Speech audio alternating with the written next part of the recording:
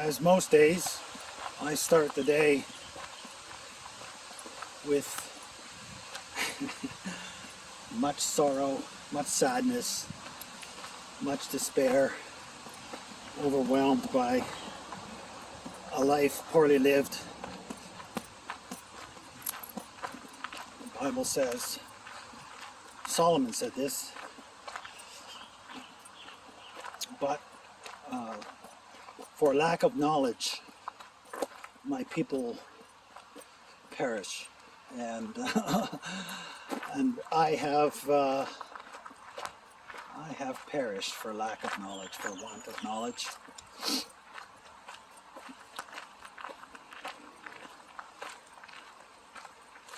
I always have such a hard time sort of formulating my my thoughts.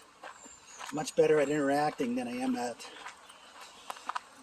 monologue. Dialogue's better for me than dialogue draws me out. Monologue sort of how do I do this? How do I sort? It seems like I'm good with the flow, not so good with the structure. So wind of God, Ruach of the Almighty, blow through me, exchange my life for your life. Say what you will through me. In exchange, I exchange this rag that my life has become for the glory that your life is. So there you go. This is nice, eh? Can you see that? Beautiful.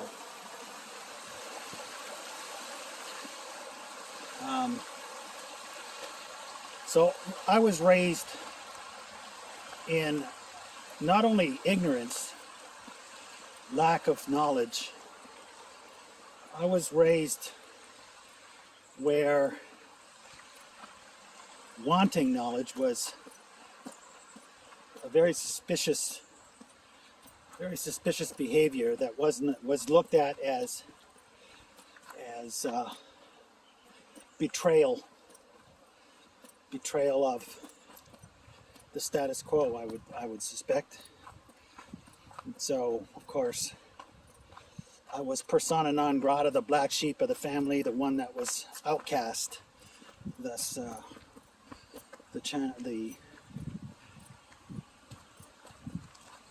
the name of the channel. Been outcast all my life for lack of knowledge, for lack of understanding, for lack of wisdom. So I grew up without the knowledge of God. I grew up without the knowledge of relationship, without the knowledge of family, without the knowledge of sex, love. Hey. And so I came of age and wanted more than anything a relationship with a woman, which I was completely incapable of having for want of knowledge. Wanted a relationship with God expressed through in relation to who I am, not, I didn't want to be made into like a cookie cutter, these Christian sort of cookie cutter. Does that work over there? Didn't want to be turned into these, like when I started going to church, I was terrified of being turned into these plastic Christians. That terrified me, but I didn't know anything. I didn't have any knowledge. So it was quite the struggle. And sex was the most pernicious problem, because I mean, I never saw my parents kiss. I never saw any affection. There was no talk. I didn't know what it was, except this urge and this sort of intuitive knowledge to be ashamed of it and hide it. So of course you could imagine so I kind of partitioned it, dissociated from my sexuality, and that created a massive problem, which I'm now just starting to mend, or God is mending. Yeshua is mending as I'm coming to my senses. So it partitioned. So my desire for companionship and my need for sex partitioned. So I knew that I wasn't allowed to speak of sex. I wasn't allowed to speak of relationship, the need for companionship. So the message I got was that there's something wrong about both. And so I began to believe that God didn't want me to have either. These were things of darkness. And if one wanted to serve the light, serve Him, one had to give these things up. And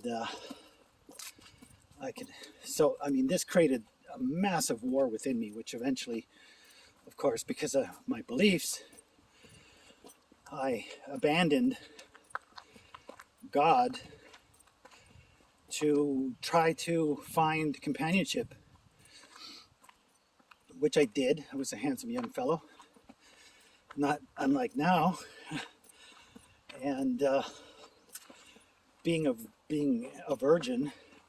Not that there's anything wrong with being a virgin when you get married, but having no capacity to communicate.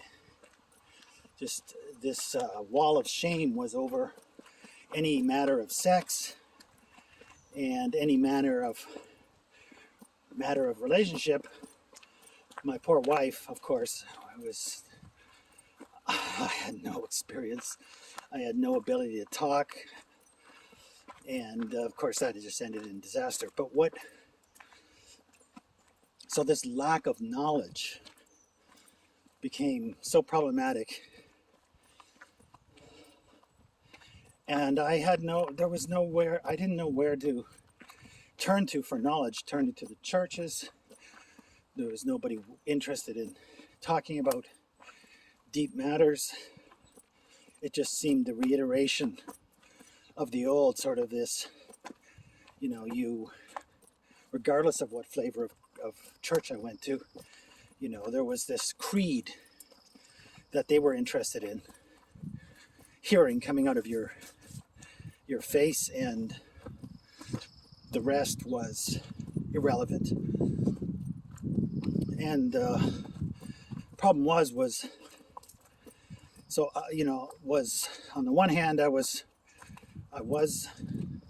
having relationship of some sort or another, but because my sex had been partitioned and sort of sealed off from my real life, it became exactly what you'd expect. It became dark and worked against me, undermined my relationships. I discovered porn, and that was the salve that I used. It began as a salve to sort of take the edge off of this urgency, and of course it went. It progressively got worse and worse until it bled into my actual relationships and poisoned them. Poisoned everything, actually. And then the internet came along, and So all of a sudden knowledge was available, but how to find it. And at the same time, this fundamental need in me to have an understanding and a knowledge of sexual matters.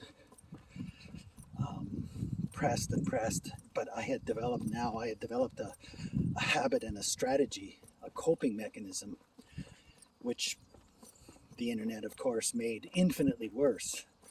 So, this tool that could be used to seek out knowledge, of course, I used for seeking out the wrong kind of knowledge, trying to cope and deal with what was the most pressing matter for me as a man, which was sexual urgency. And that led, of course, to a very, very progressive sort of dark seam that ran through all my lives and lives as well. Life, and undermined any sort of relationship, right? So there was these two things so this partition created the need for companionship, and then this darker need for sexuality. They were not linked, tenuously linked. They were linked, but they were tenuously linked. And so this went on for decades, unfortunately. And because I couldn't trust God, couldn't bring this matter to God because of these old belief structures, I assumed to go to God was his solution was like, cut it off. How are you? I'm good. Good.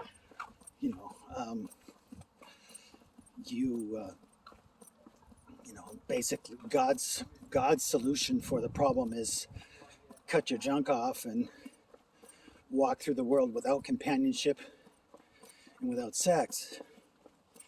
This is what I truly thought of God. And so, surrendering to him was not an option. So the Dark One, Lucifer, and his minions had me pinned. The help that I need, I couldn't reach out for, because to do that would be to have my need for companionship and sex destroyed. But on the other hand, to continue to cherish that, without his help, destroyed me anyways, destroyed my companionship and my sexual expression. So I was doing to myself what I feared God would do to me if I brought the problem to him and asked for help.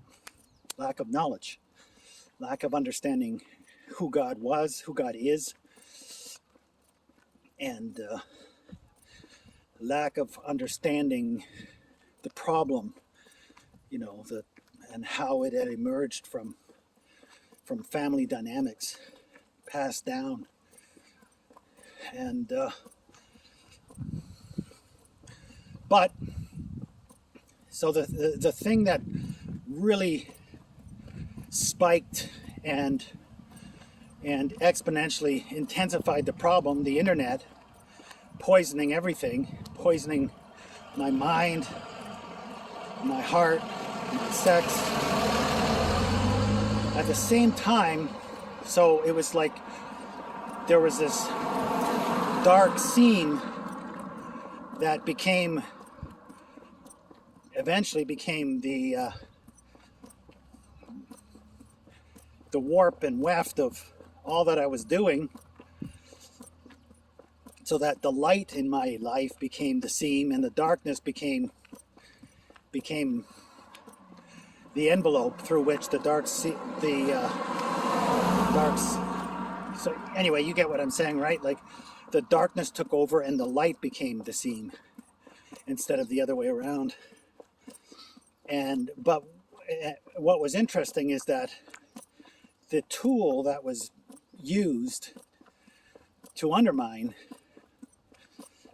me, to exponentially increase the corruption that was taking root in me, also became the thing that the salvation that I was seeking, because there became so much more available. So all this wickedness that was available, all this corruption that was available to me, also created a tremendous volume of salvific information at the same time.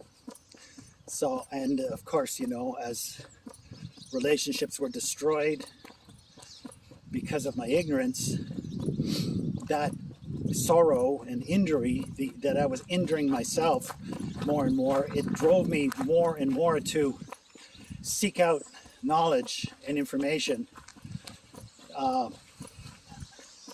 outside of the spheres of my injury, which, you know, sex and intimacy, companionship.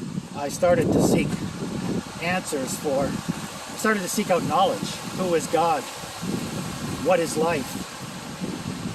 Who am I? Where am I going? What is this? Why do I have this problem? Where did this come from? And began to have access to tremendous sources of information, which led eventually to delight in me growing, my trust in God, my trust in Yeshua growing, and the power of confession and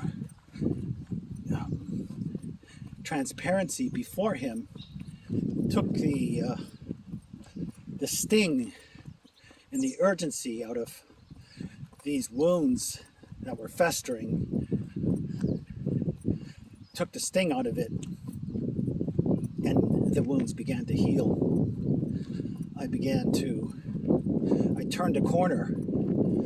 I began to take the risk of laying these issues out in front of Yeshua, because I could risk trusting Him based on the knowledge that I was gleaning from these internet sources. I could risk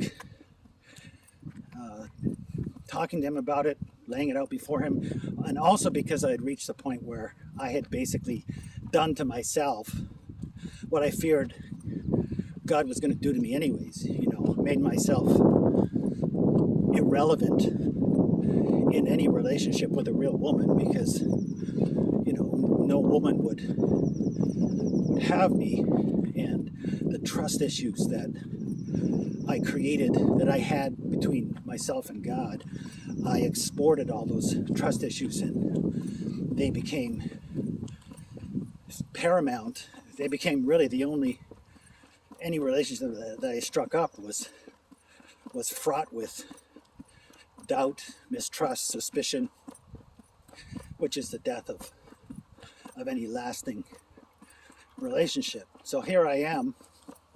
So the very tool that, my point is that the very tools that Lucifer and the dark forces use to suppress knowledge, understanding, and wisdom are also the very tools that God uses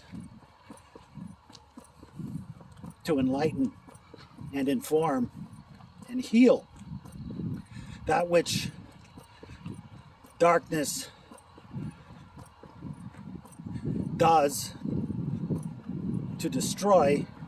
Those very things God uses to heal and mend. And so now there's fallout for sure. I'm I'm a testament to that. Here I am, I'm almost 60, I'm alone, I'm ruined.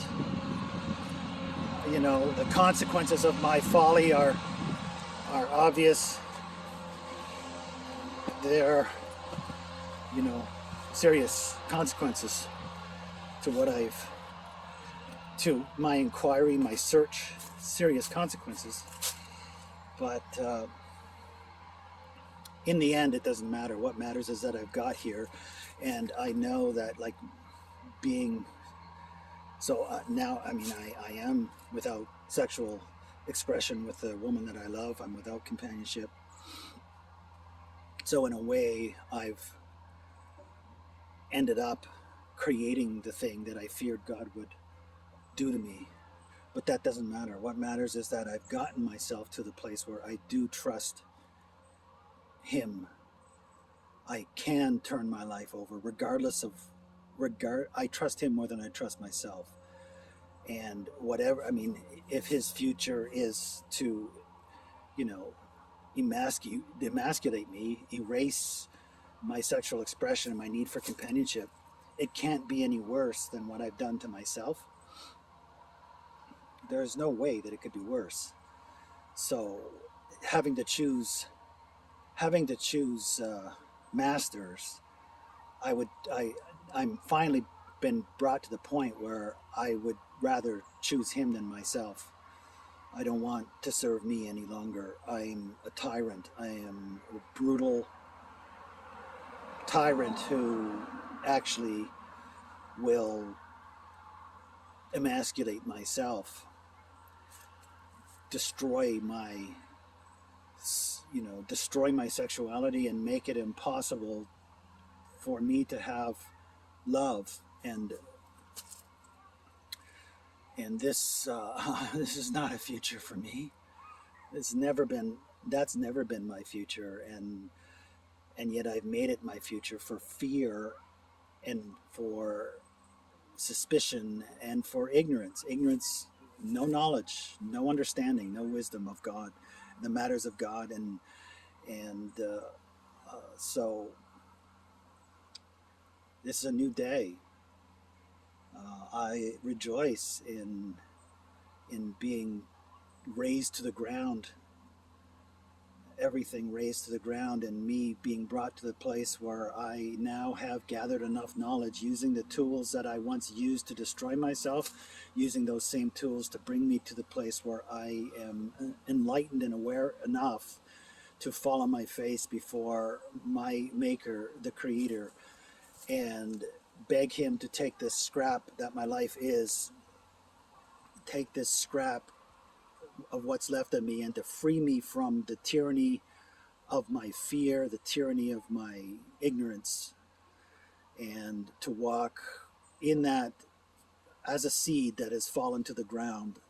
That's all that's left, is this seed. And while it's late in my life, the season that I've come to this awareness, God can take all of the experience, everything that I have gone through, and transform it into something else.